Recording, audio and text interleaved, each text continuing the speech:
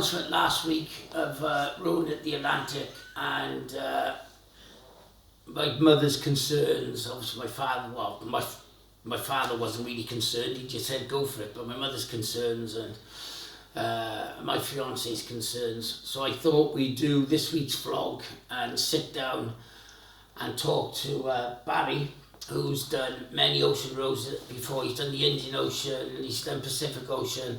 Basically, he's an experienced rower, and he's part of the team as well. So he's going to be here really to sort of put my parents' minds at rest, and to basically just talk about rowing and the experiences, the highs, the lows, the dangers, the health, the safety,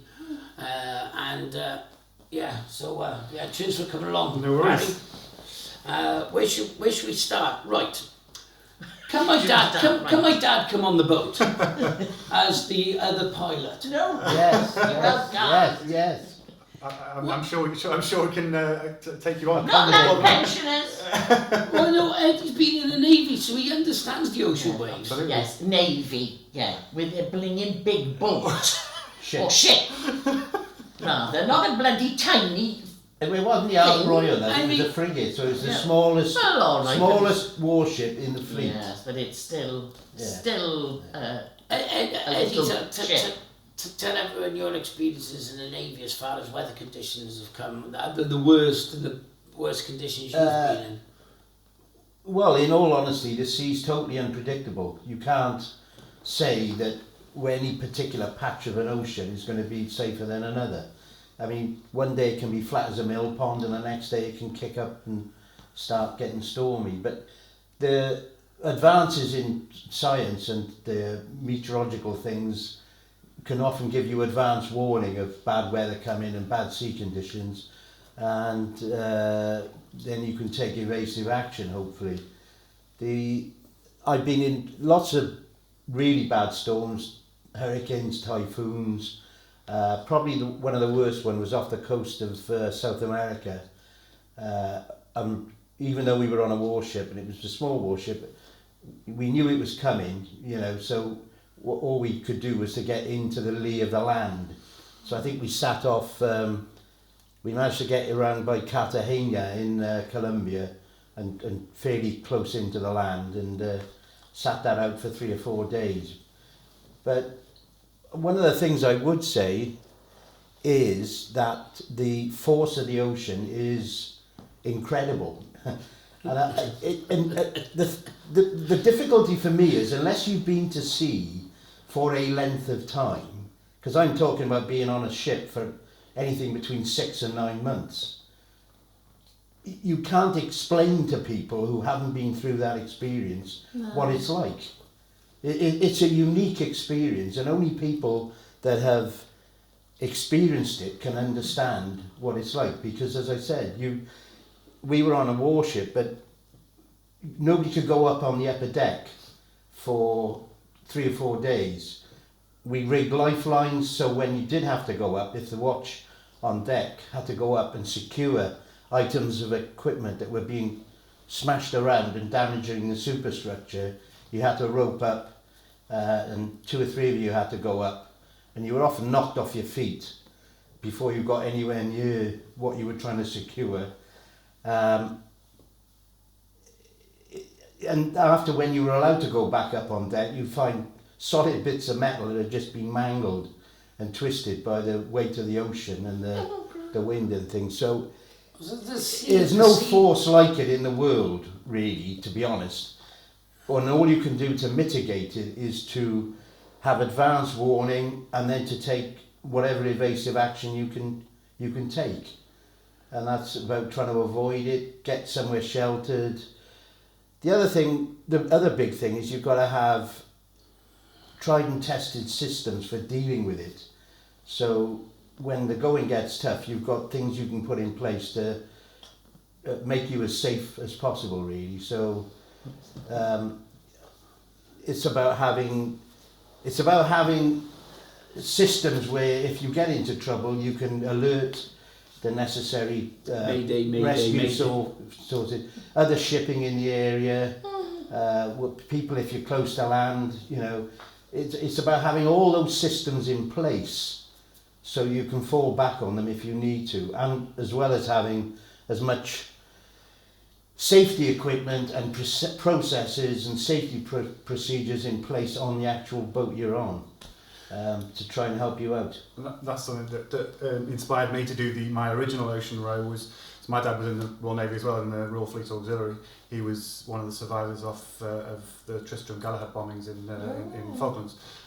He was in the military for 35 years, and I used to see sometimes these old developed photographs that he'd bring back of some of the waves that they'd go through deep sea and they're on huge ships with the waves crashing right over the top of the ships. Over the bridge. I just couldn't believe what I was seeing. Yeah. And I think that's what frightens people about the ocean. If you're going to go on a car race, you can practice it, you know exactly how turn 6 at mile 4 is, and it's always going to be the same unless the conditions are slightly different with weather conditions, whereas the ocean is always different whenever you go across. It doesn't matter if you've rowed 15 oceans, you still aren't going to know what it's like to go across that ocean, even if it's the same ocean. And I think that's what scares a lot of people about ocean rowing. But the as far as what you were talking about, the damage to ships with the waves, the good thing about ocean rowing is that although it's a small boat, it's quite safe in comparison to, say, going in a sailing boat. If you roll a sailing boat, it's gone. It's gone. The mast is gone. You know, you're in a lot of trouble. Whereas an ocean rowing boat is designed to roll. Self-righting. It will roll, and then it will bounce. It'll come back up again. Yeah. It's designed to roll. So you've got all these compartments underneath. Yeah. It's unpleasant, and you can hurt yourself. But you're strapped on with a metal cable, and you're not going anywhere. But it's so you're like a little cork rather than a huge ship that can breach two waves and potentially buckle or whatever. So you're just like this little cork, which can be incredibly unpleasant, but it's. Oh God! You are bound. No matter what a metal thing holding him, he's bound to do something and hit himself or hit his head. Mind you, might not have a bit of sense into it. I mean, fucking hell! Oh my Jesus Christ! Knock a bit of sense into it.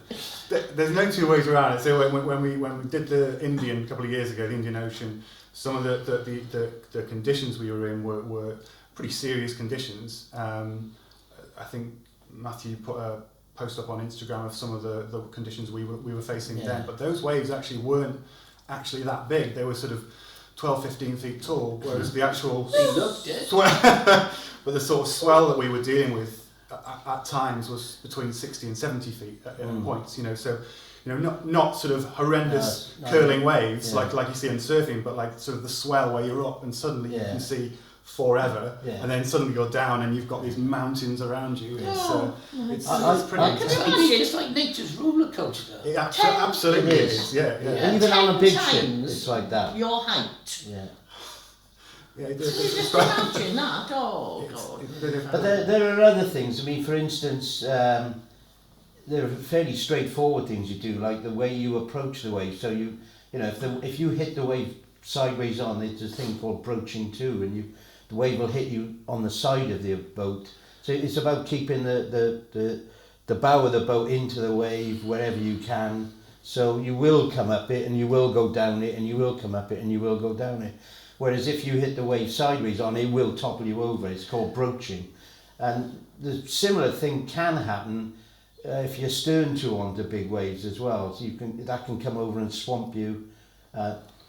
As you said, Barry, in a small boat, it's not so bad. It's probably worse in a bigger ship. So if you turn over on the rowing boat, like I'm trying to get my head into this now, because there's a 4-man crew, there'll be 2 sleeping in the gully thing or whatever it's called, and there'll be 2 rowing. So if the weather's that bad, I'll be attached on by. Yeah, you'll be on a lifeline. And if the wave comes, we topple over. How long are we underwater for? Will it topple us straight back over, or are we got to hold our breath and wait for it to go back over? I mean, it's quite quick. So when you so we went over on the Indian. I mean, you might not go over. So the Pacific we didn't go over. The Atlantic earlier this year they didn't go over. But the Indian we went over, and we sort of went over and then back, that came back up the same way. It was just a huge wave, or a couple of huge waves. One, we started surfing down, it turned the boat sideways, and then we got hit by another one, which broached the boat, rolled the boat, and then we sort of surfed sideways down that, and I was sort of hanging on the side of the boat. I was the only person on deck at the time, but I was, tied on. And then when we sort of bounced back up again, Billy, who you're rowing with, he sort of opened up the hatch behind us. He was sleeping, wasn't he? He was sleeping when the hatch the hatch was open and all water was coming in, so they had all water in the hatch. And then James opened his hatch from the front, and he'd been eating chicken korma, so he had chicken korma around his face, and there was like this yellow streak of chicken korma all the way around the inside of the boat where we just rolled around.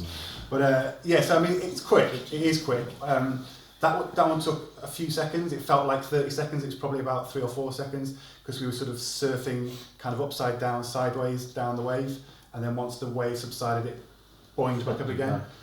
If you go all the way over, it tends to be quite quick. You end up in the water, but you are attached by land. But then it does come. And the benefit, back and the benefit of having a four is that if the danger of a solo is if you do that and get knocked unconscious, then you are on your own in the water. Whereas with a four, there's someone to put you out. Yeah. Unless you all four of you because I watched the Ben Fogel and Cracknell documentary, and they overturned.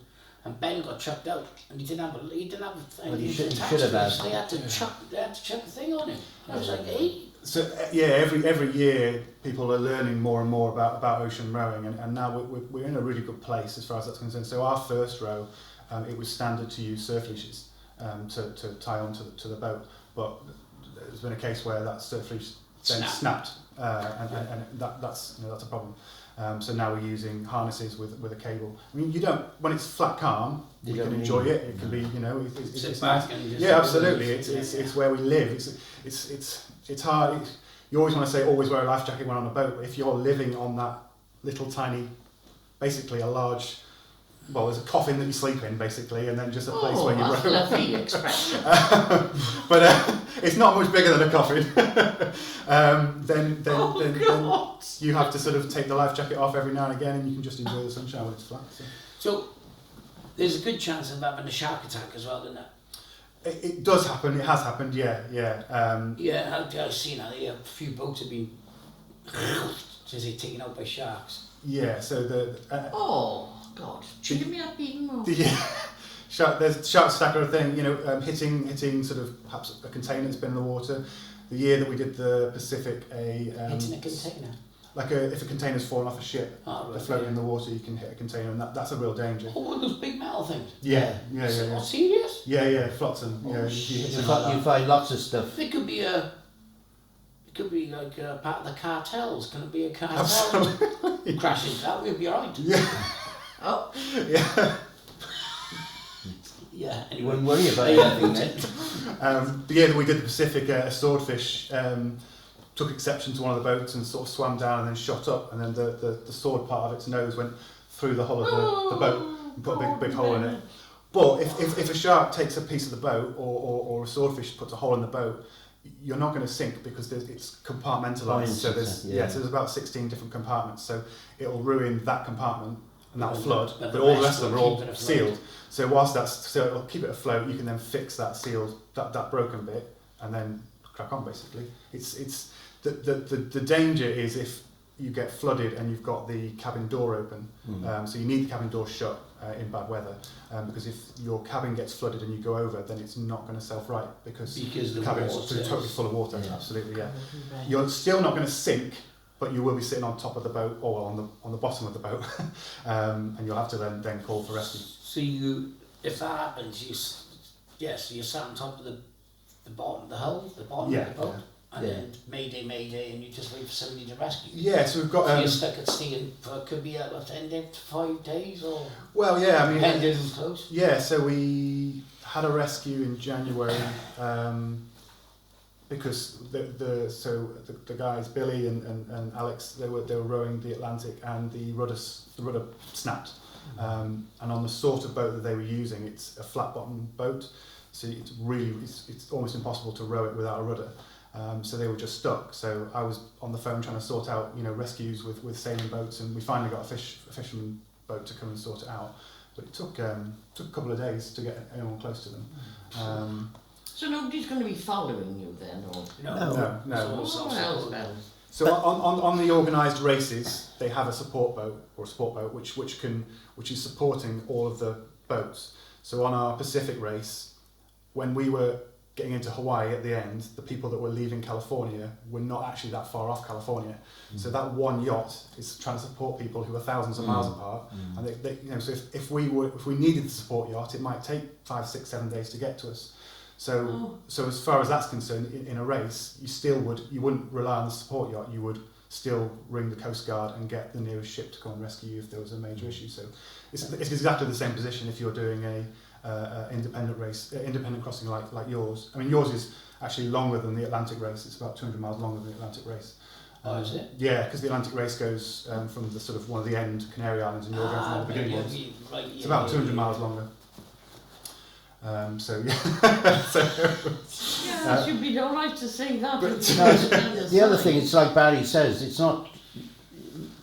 They will alert other shipping in the area if a Mayday call goes out, and there are lots of ships going back and forth across the Atlantic. There's also container ships. It's quite a busy. Oil tankers and stuff.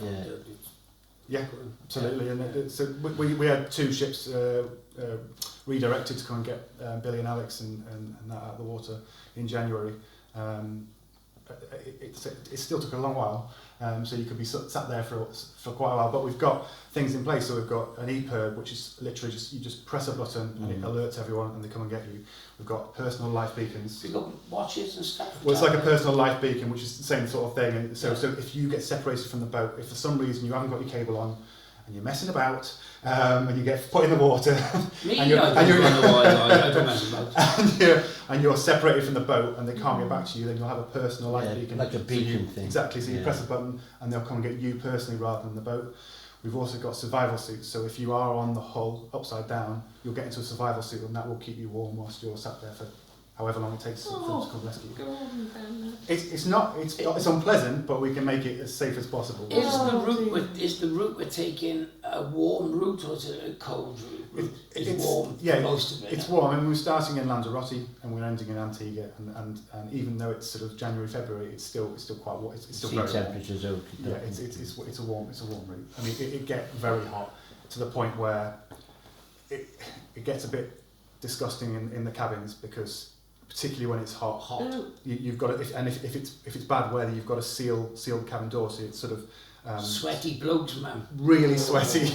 You're stuck to your mate with sweat, farts, all the rest of it. God. Bits of old food that have escaped and stuff. Vegan farts. I feel sorry for Billy. Having rode with Billy twice, I think you're the one that's in for a treat. Fucking hell! Oh God. But your what sweat. What do you mean? He didn't stop. I see the evidence. you sweat and it sort of evaporates and it hits the roof of the cabin and then it drips back down again. So you're lying there and you're dripping with your mate's sweat dripping into your mouth. Oh, it's that's like Japanese water. Yeah, absolutely. It's exactly like that. Drip. But I mean, talking about all the grim things that could happen, there's loads of positives, isn't there? There's like sunrises, sunsets, there's the wildlife. Oh yeah, but you can see. I don't want to go to an aquarium, but I've spoken to John Haskell, and he said once you're out at sea, the stars everything's so much brighter because there's no smog, any pollution. That's amazing. You'll see the Milky Way just like this massive road of stars, just completely across the sky. It's like you'll see shooting stars all the time. The moon's incredible every time you see it. But the other sorts of things. So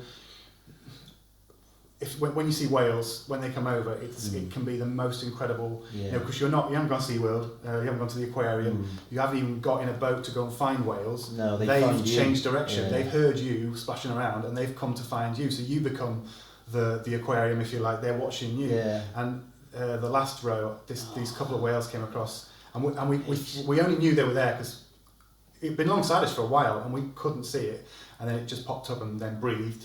But then it just lay. I mean, it's spent about 20 minutes messing around the boat, but watching this whale, and it's this massive eye just staring back at you, and you're staring into this creature's eye, and it's the most incredible connection with nature that I've ever had in my life. It makes you feel so connected, and I don't know if that sort of feeling can be surpassed anywhere else, really. It's the You sort can of jump on it thing. and ask him to take you if anything. Surfing a whale. And then exactly. And then the other thing you can do is take a book all about the planets and everything with you, so while you're waiting to be rescued at the top of the boat, you can learn all about the stars. Mum, I didn't learn that in bloody school. I'm not about to start now. The other thing is the dolphins. Pot dolphin as well. Do you Dolphins know? are fantastic. dolphins. They can follow you for ages. Oh, You can sing see, Flipper, I definitely jump in with them. And then Can you jump in with the dolphins? Do you have the weather? Yeah, of Just course, make sure when they tell you if there's a shark on the way.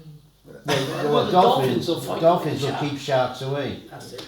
Yeah, I think so. Yeah. Then you've got flying fish. They'll end up in your boat. Oh, Yeah. Have you had you might smack him in the... That is the main thing that you'll see out there. Yeah. Thousands of flying fish. Loads of them. So, Isn't it? so Yeah. you'll be rowing along. Oh, then you'll it's hit, no like, good to him, he's a vegan. So I take a pick one up and give it a clutch.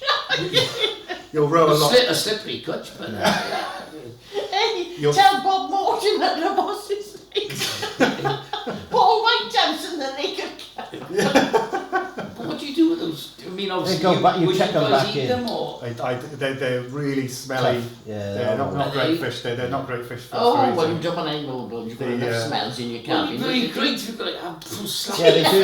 They land in the boat. They will hit you. They will land in the boat. You'll hear sort of almost like machine gun fire. So you get a whole shoal. Yeah. During the day they fly away from the boat, but during the night they fly towards the boat because there's like a compass light. I think that's what attracts them. So they're flying. So you'll have a whole shoal flying in the air, and then you'll just hear sort of machine gun fire of them hitting the hull in front of you. And then obviously then there's no hull because you're there, and you'll just have flying fish go across your face and then hit you in the face. So we had like sort of like a game where, you know, if you They can might get sort knock of themselves out. 5 points for being hit in the body, you know, 10 points for being hit in the face, 25 points if one gets you in the actual mouth, you know.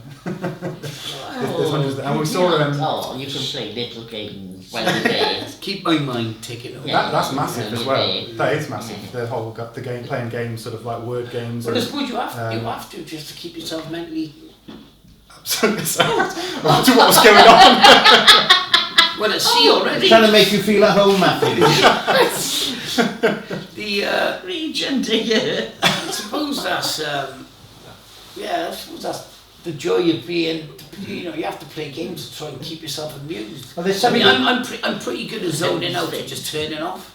So Yeah, I think the night shifts, I certainly find it better to just zone out or put my headphones in and sort of listen to audiobooks or music or even just to listen to the sea sort of thing, and just zone out because it's dark.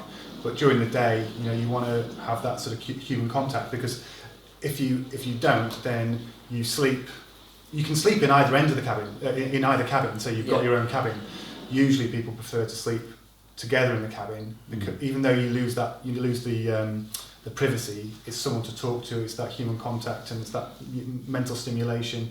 But then when you're back out on the oars, you're not talking. Well, you are talking, but you're both facing the same way, so it's not that sort of human contact anymore. Yeah, so you can get quite lonely, even I though. was thinking that because But you when can't. You're rowing and. I- When you want to go to sleep, though, you know, while you're trying to be awake. Sorry. If you were there and you're not the one that's sleeping, Yeah. you're the one that, would you sort of, in the dark, would you want to go to sleep? Well, I mean. Because it's just with the... You sometimes will fall asleep whilst rowing. If There's it's quite a lot of dark, yeah. hallucinations and Oh, things yeah. like that. Particularly in the first 10 days, 7 to 10 days is tough. It really is tough. I mean, there's the seasickness element. So I mean, probably 50-50 whether you will be seasick, and it's Any tablets? pretty or grim. Nothing. Some tablets. Yeah, I would definitely take tablets and take them on land before you go. And that's important. At least 24 hours before, to get yourself settled. And they do help. They do help definitely.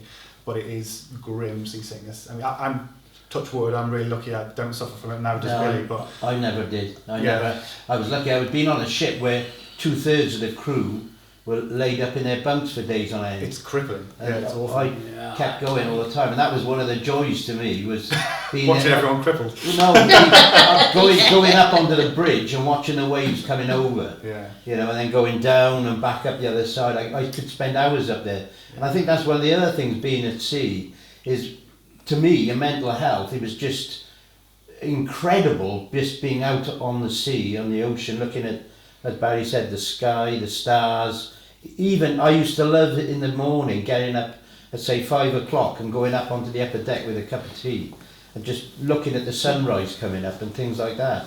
For your head, for your mental well-being, it's one of the most, you know, peaceful. Yeah, but he does that all the time. Yeah, He doesn't need to go out and it's different. Yes, it's different. It's It's different different, at sea. It's yeah. completely different. To start with, it's quiet. You don't. The only thing you can hear is the sea. The lapping of the water on the It's I can't explain it. As I said at the start, unless you've experienced it, and I'm not talking about a ferry or a cruise. I'm talking about being on the ocean for a long period of time. It's a unique experience. It's not something you can really describe in detail to other people who haven't been through it. Well, I mean, especially for me, seeing because I can't swim. The only time I've had seasickness is when we were in South Africa. We were going to see the what do you call the sharks, the big sharks. Cape The Town. great white. Yeah. And we went to a club the night before. And I got right off my head like ecstasy tablets. Well, you won't have to worry about I that. was really off my tit, and then I thought, fuck, we're going to go on a boat, and I girded my head off, and then just jumped straight on the boat.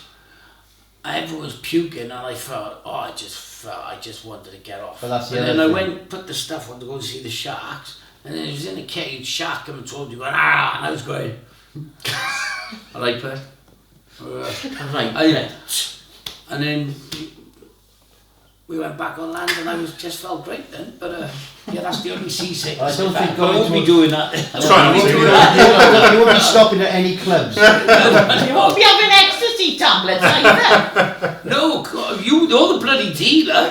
Oh, shit. Say things like that on me.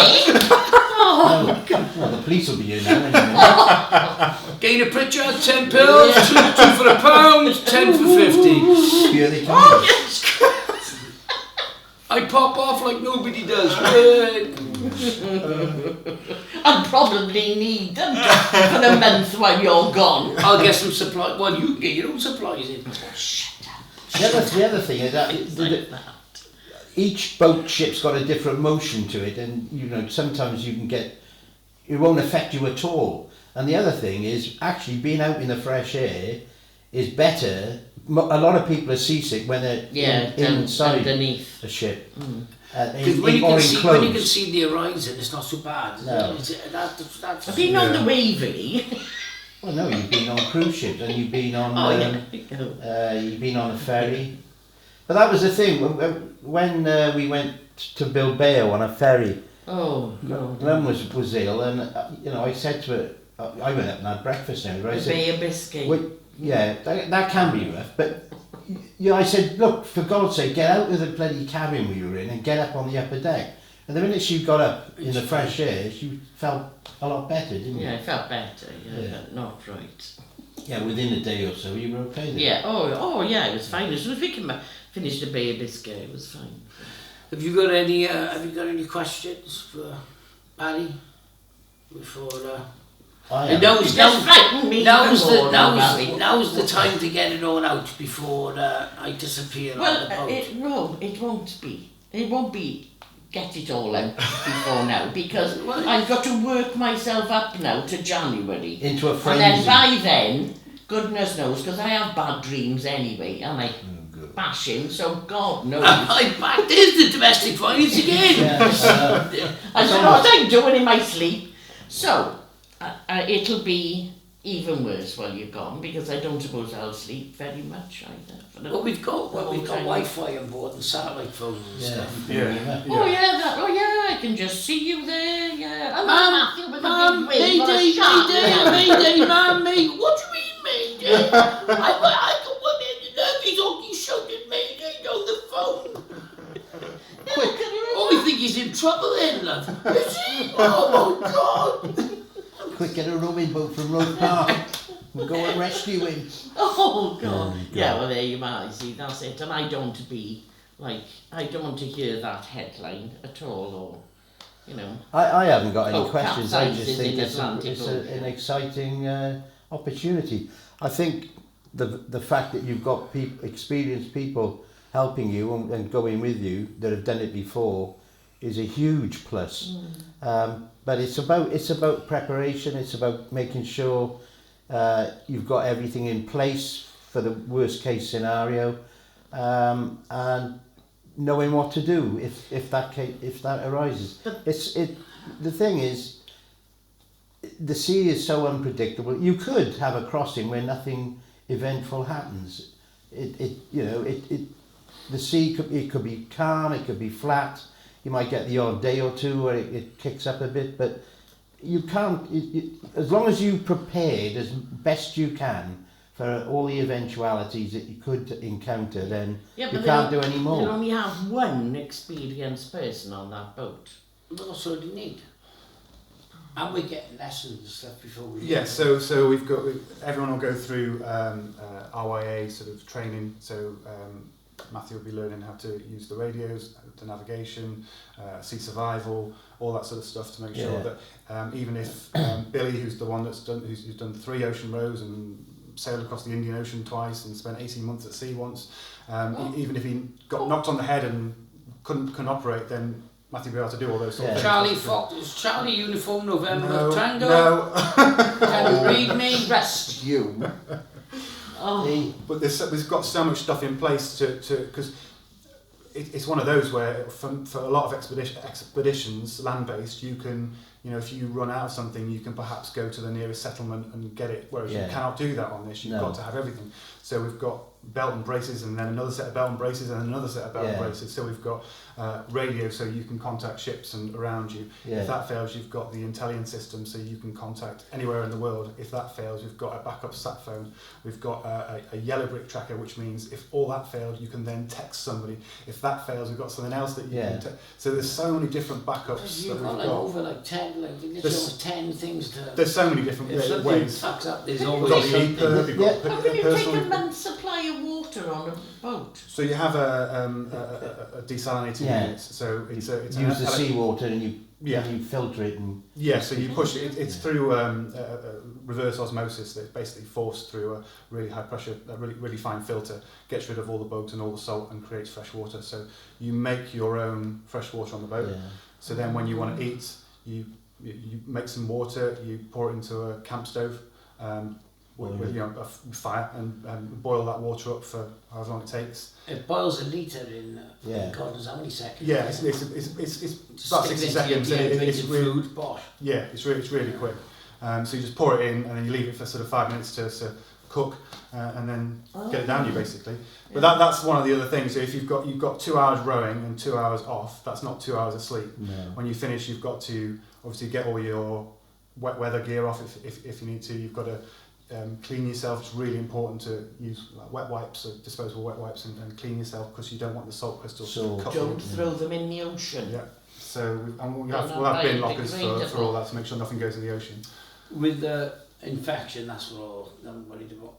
Infections. Yeah. So we'll take a huge med kit with every type of antibiotic, and we've got doctors on call that we can call from the boat with advice, so we can literally send them a video or a photograph of exactly what's wrong with your hand or your arm or wherever the infection is, and they will advise exactly what you need to take. We had an issue on the Indian where Billy had a really bad infection and then he misheard what she said, so he was taking the wrong one for ages, and then we were watching this infection grow up his arm for a while. What's going on?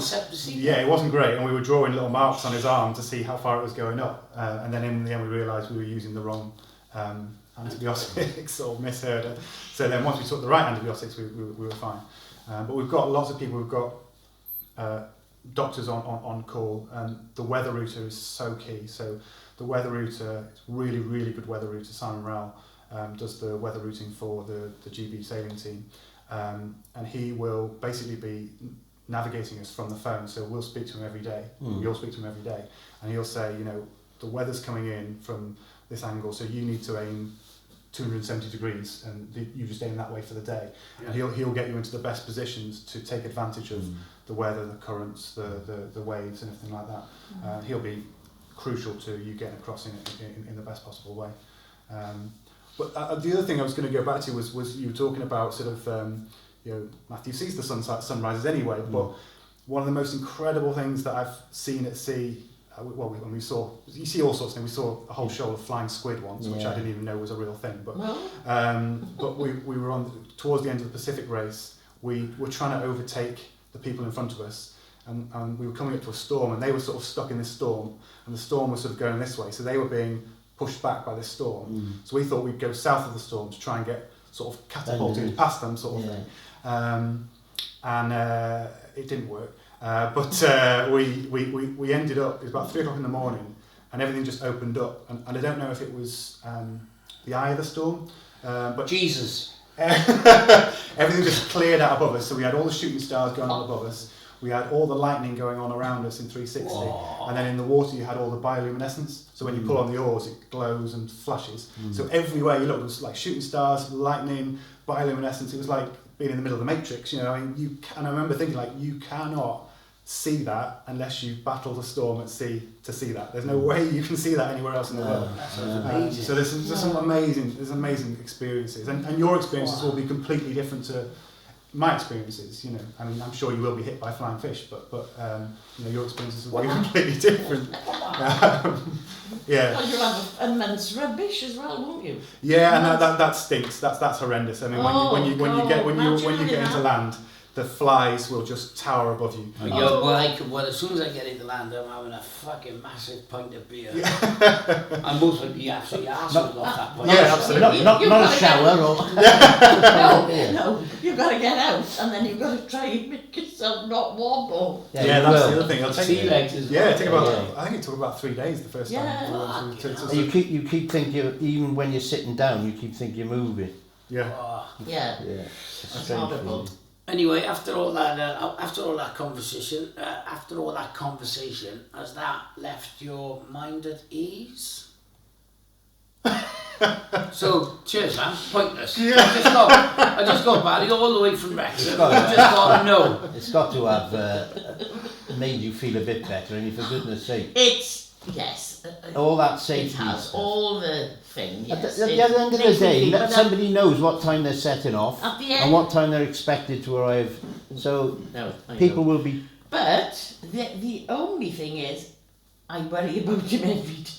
Yeah, when he's up to all sorts. Yeah. So that's why he didn't tell me half of what he was doing when he was doing Sanchez. So I mean, I worry anyway. I worry about all of them. So it's not going. It's made me feel. I mean, I'm glad you told me all the things, but that isn't going. So when it comes to the crunch and when it comes to him actually going, then I don't know. I'll be There's only one solution, love. What happens if I get lost at sea? Wait, no, there's only one solution. Now don't say that. You won't. Why are you like this? No, I won't. No. But I'll see you at the other end in Antigua. We'll have a gin and tonic. After this chat, there's only one solution. We'll have to get our own boat and go alongside him and make sure he's behaving. Oh yeah. You can tow him in a dinghy. Silly me. You beat me.